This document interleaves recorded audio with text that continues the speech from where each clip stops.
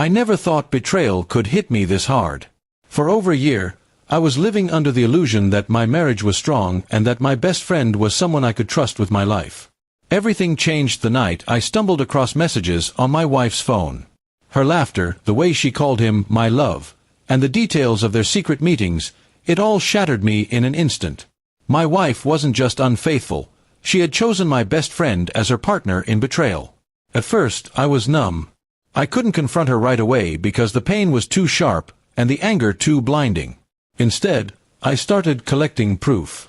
Screenshots, call logs, even the hotel reservations they made. Every new piece of evidence cut deeper into me, but I knew I needed it all. My wife and best friend had betrayed me, but I wasn't going to act recklessly. I wanted my revenge to be precise, unforgettable, and final. I started acting normal around her, even more affectionate than usual. She thought I was blind to her secrets. Whenever she sneaked out to shop or to meet a client, I smiled and let her go. My best friend would still come around sometimes, and I had to act like nothing was wrong. Inside, though, I was boiling. They thought they were clever, but little did they know I was building the perfect plan to destroy both of them at once. Over the next few weeks, I carefully plotted everything. My wife had been talking about wanting a big anniversary party to celebrate our marriage. I pretended to be enthusiastic, offering to handle the arrangements. In reality, I had something far more sinister in mind. I invited family, friends, and colleagues, everyone who mattered in our social circle. I also made sure my best friend would be there. This was going to be the night where masks came off. The night of the party, everything looked perfect. My wife was glowing, thinking this was a celebration of our love. She held my hand, kissed me, and posed for pictures, all while hiding the affair she thought was still her secret. I let her enjoy the illusion for as long as I could. When everyone was gathered, I stood up to give a speech. People expected the usual anniversary words. What they got was the unveiling of betrayal. With a calm voice, I spoke about trust, love, and loyalty. Then I projected the screenshots on the screen behind me, the texts between my wife and my so-called best friend. The room went silent. Gasps echoed around as her flirtatious messages appeared one after another. My wife froze, her smile collapsing instantly. My best friend turned pale, unable to look anyone in the eye. She tried to stop me, whispering my name, begging me to stop the humiliation. But I didn't. I let every guest see the truth. Then, with the final blow, I revealed copies of the hotel receipts with both their names. I announced to everyone that this was the end of my marriage and my friendship.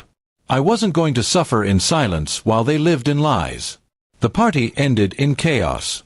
My wife was in tears, begging for forgiveness, claiming it was a mistake.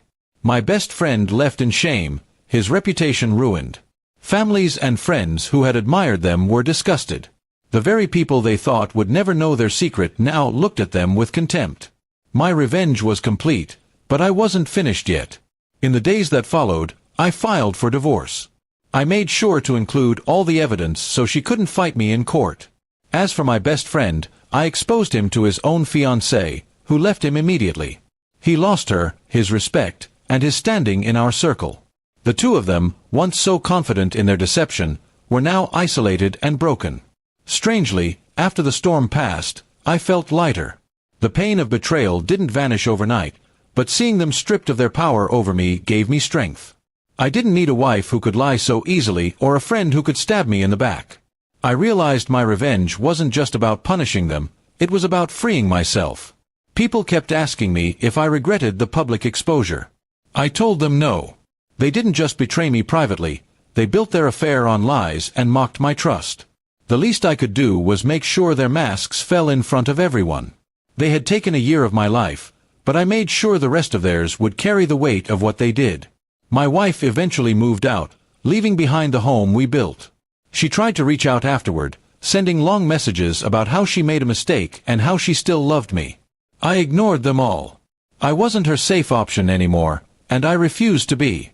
My best friend never dared to contact me again. His silence was the only apology I would ever accept. With time, I healed. I learned to trust myself again, to rebuild without the weight of betrayal holding me down. I don't know if karma exists, But I do know that choices have consequences. My wife and best friend made theirs, and I made mine. My revenge didn't just change everything for them, it gave me back my life.